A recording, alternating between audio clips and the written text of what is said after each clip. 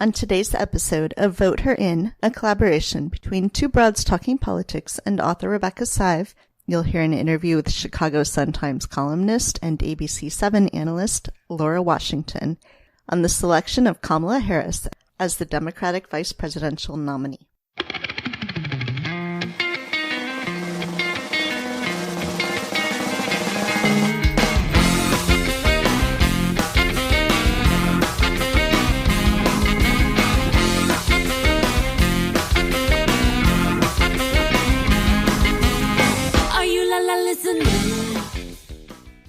Hi, everyone. This is Kelly, and you're listening to Vote Her In, which is a collaboration between Two Broads Talking Politics and author Rebecca Sive, where we were originally looking at the movement to elect our first women president. But we are at a very exciting moment right now about to hopefully elect our first woman vice president.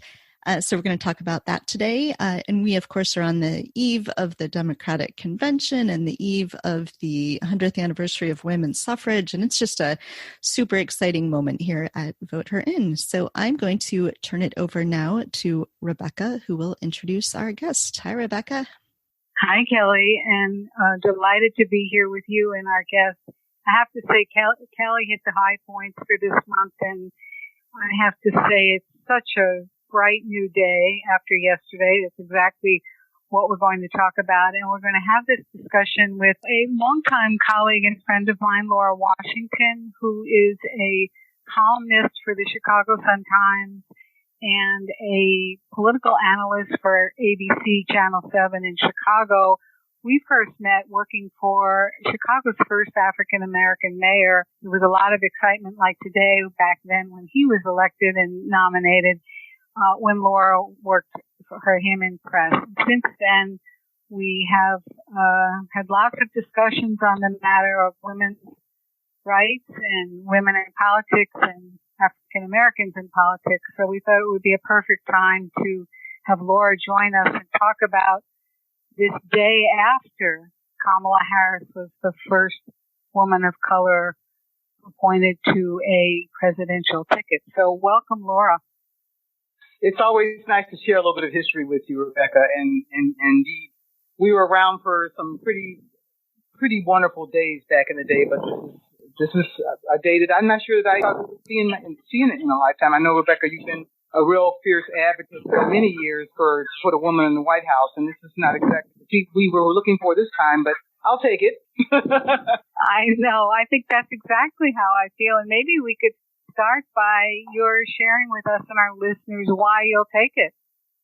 Well, I'll take it because it's way overdue and it's long about time.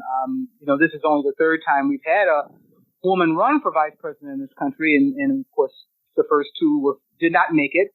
This is a time, when I can't imagine a more, maybe except since the women's suffrage movement, a more crucial time for feminism and for the women's movement and now, and especially because of some of the assaults on women's rights and on women's dignity that have been leveled by the current administration and by many of his supporters. So if there was a better time for a woman to get in there and bring about the change, share with us your thoughts about it being this nomination being at a time with a presidential nominee who's, I think, the oldest who's ever run, perhaps positioning her to run for the presidency herself in 4 years. Absolutely. Well, that's been part of the rampant speculation about Biden's decision-making process and the fact that Biden himself, Joe Biden, the nominee, who will be in his 80s right by the time he finishes his first term, has not necessarily committed to a second term and has acknowledged that it's important for him to have an equal partner in the White House. That's always an important thing, but even more so than now because there's a chance that whoever becomes the next vice president would be in line for the presidency in 4 years. So even more excitement from the perspective of women. Not to say that that's what's going to happen, but if it happens that he's ready to pass on the mantle after his first term, it would mean a much shorter turnaround, particularly if for Democrats who would want to see the first woman in the White House be a Democrat. It'd be a much shorter turnaround than the 8 years you might have to wait normally in these cycles. And given that, as you know better than anybody, Rebecca, how long women have been waiting for this moment, we had a very qualified, very well-positioned, very powerful woman run for president last time, and she didn't make it. This time around in the presidential nominating campaign on the Democratic side, we had a plethora of women, all very qualified, all shining examples of the possibilities of putting a woman in the White House. We had a number of women like that run, and none of them made it. So here we are. Again, I'll take it, but we're looking at a woman vice president, but probably the best positioned vice president, and maybe in our lifetime, to eventually become president. Yeah, so to follow up on that, the premise of Rebecca's book and really the way we started this podcast, as I mentioned, was, thinking about electing a woman to the presidency, but also the need to get more women in executive leadership positions. So we're seeing more and more women in legislative positions, but we still don't have that many women. Obviously, none as president or vice president so far, not that many as governors, starting to have more as mayors. Do you think that this selection of a woman to be the vice presidential nominee, only the third time it's happened, that's going to have an effect on more women running for succeeding in obtaining executive positions? What does that kind of do? What sort of wave might this create? Well, I'm hoping, if nothing else, that Kamala Harris is a vice presidential nominee, and possibly as a vice president will inspire women of all levels in government and women of all levels of professionalism who want to reach high. I think it's just like with African Americans seeing Barack Obama in the White House. I think that in many ways Barack Obama was an inspiration to both African American men and women to seek higher office. And I think Joe Biden said it today in his introductory speech when he introduced and appeared for the first time with Kamala Harris. He talked about little black and brown girls waking up this morning and seeing themselves in Kamala Harris. They see the possibilities, and hopefully that will be inspirational in and of itself. But I think Kelly, as you say, there's a burgeoning energy out there. There's more women running for office, and Rebecca, you probably know the numbers better than I do, but there's more women running for office and achieving office than we've ever seen in our history. So we're on a continuum that hopefully Kamala Harris can help surge. And in that context, one of the things I was kind of mulling over last night and thinking about, I was recalling the campaign and election of the first black woman to serve in the Senate, our friend Carol Moseley Braun from Illinois. And that was back in 1992 when it was called the Year of the Woman, right? Thank goodness right. Every year is a bit of a Year of the Woman now. But as I thought about it, I was kind of thinking about, while of Carol and Kamala is somewhat similar in the sense that they're both lawyers and they work their way up in office, I think that there's been some change in the opportunity that women have had since that first Year of the Woman. They haven't had to move up the ladder. So, step by step by step, Lori Lightfoot being a great example, our mayor. So I'm wondering how you think about this as an analyst, as someone who's watched so many races. What do you see as the progress we've made in the steps that women can take between then and now? Well, I think there's, with the growing success of women professionally and the broadening of professional opportunities for women that go beyond the traditional pipelines, as you say, lawyers being the primary traditional pipeline for politicians. I think with that has come more opportunities for women in politics. You see more women running from the business world now, women who have run small businesses in particular, not so much the corporate types, but women who have worked in the community in small businesses. I think about someone like Lauren Underwood, our congressperson from the northwest suburbs, western suburbs, who was a nurse, professionally a nurse before she decided to run for office, and was inspired by the challenges of the Affordable Care Act and the whole political and national debate around it, but from her perspective of being a nurse and being within the healthcare industry. So I think that seeing more Lauren Underwood and seeing more people again, from the small business community, from other professions, teachers, educators, than you would see before. I'm concerned that, though, that pipeline is still pretty narrow. As you mentioned, Kamala Harris and Carol Moseley Braun were both lawyers. I think they were both prosecutors. Lori Lightfoot, also a former prosecutor. Kim Fox, who was our first African-American Cook County State's attorney, also a prosecutor and a lawyer. So I'm worried that when it gets to the next level, maybe the Senate level and the presidential level, that's when the questions get raised about, well, if she's only a mayor or well, if she's only a small business owner, is she really ready to run the White House? When you heard all the speculation about who was likely to be the Biden pick, you heard more often about the people who were already senators. And that's not in any way to denigrate Kamala Harris or any of the others, like Elizabeth Warren, for example. But I'm just worried that we're still going to have that. The women are going to be sort of held back when they get to the next level because of the perception that they have to have a certain professional orientation, or they have to have a certain set of skills in order to be able to be executives. That's a really interesting. Just thinking about the fact that of the women who initially ran, those who had the best chance were all lawyers, with the exception of Warren, who had spent a lot of time in government. So it's an interesting thing to contemplate as we look ahead. Absolutely. There's always been this expectation that you either have to be a senator or a governor. And more often than not, I believe, historically, there have been, at least in the last, several decades, there have been far more senators that have made that step, whether they be men or women that have made that step to the nomination level. So, and there have been some governors, but, the great thing about Joe Biden's debate, deliberations over VP, is that he looked at women from across so many different professions and so many perspectives. And I think that's a good thing. I think that shows a sign of progress. And I think the other thing that's so exciting about his decision is that it was a no-brainer that he could pick an African-American woman. And it wasn't because of the politics of it. It was because there were so many black women out there that were qualified. How could he not? Right. Yeah. And so speaking of the Senate we know is going to be really important this year, just as important as winning the presidency, especially, if we want to get Supreme Court and we want to get cabinet picks through and roll back a lot of really terrible legislation.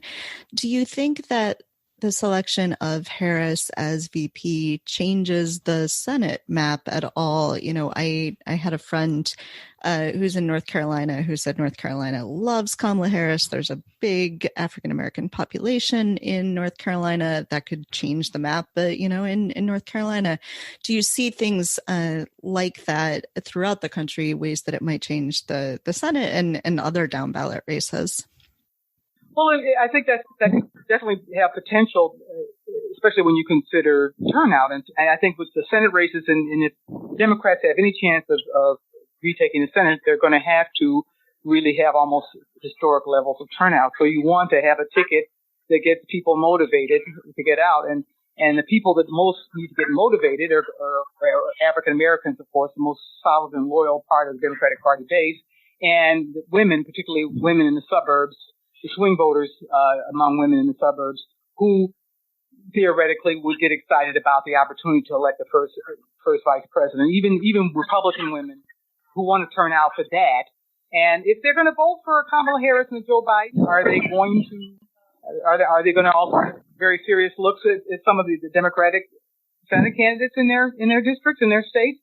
I would think so. So I think there's a lot of potential here. The other problem always has been the perception that that voters are reluctant to give all of Washington, D.C. to one party. So that if a Democrat were to be elected president, conventional wisdom says that voters would be not as eager to give them also the House and the Senate. So that would be a big reach, but I think there's great potential there. And I imagine they'll be out campaigning in some of those key states, because the states that are going to matter most to the Electoral College also have really important Senate races.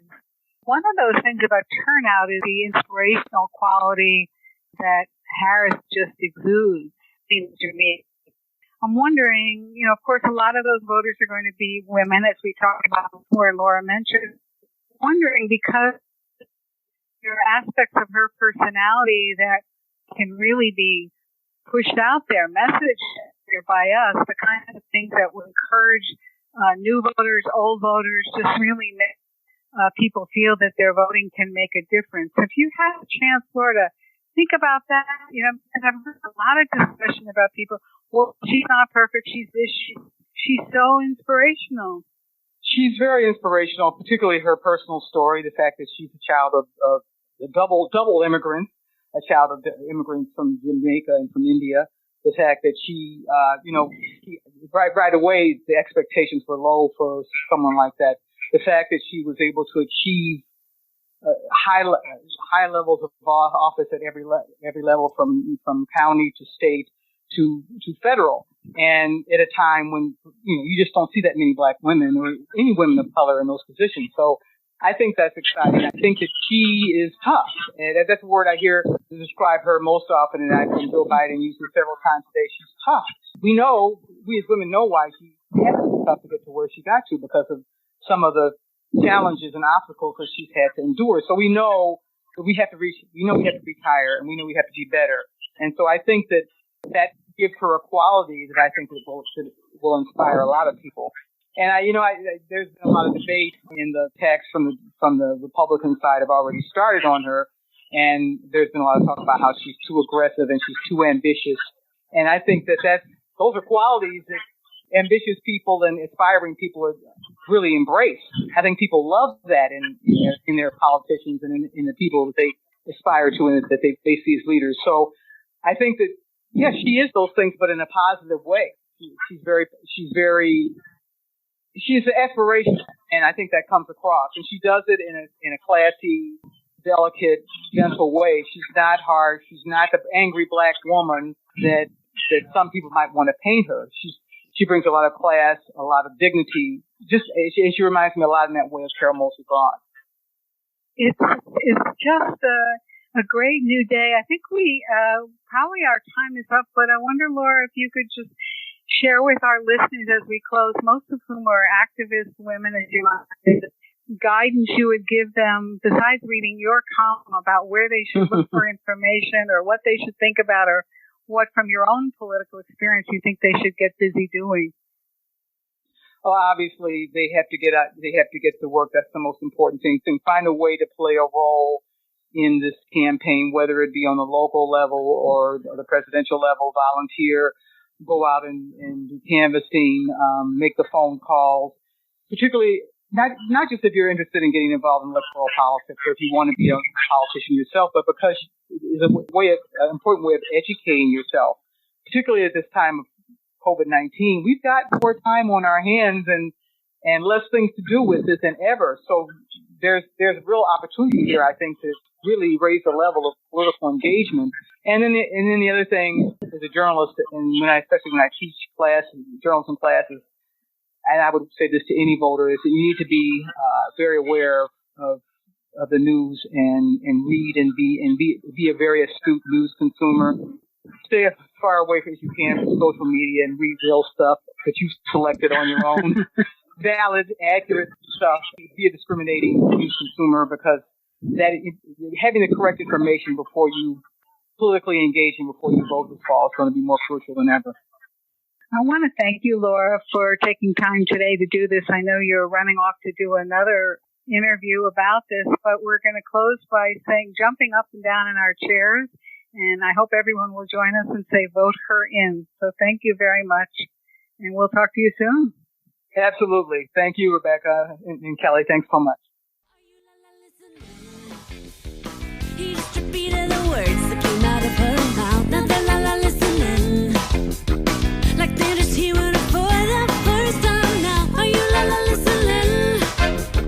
He interrupted her expectation. La listen to him tell her everything that she already knows. Oh, watch her see with a smile like a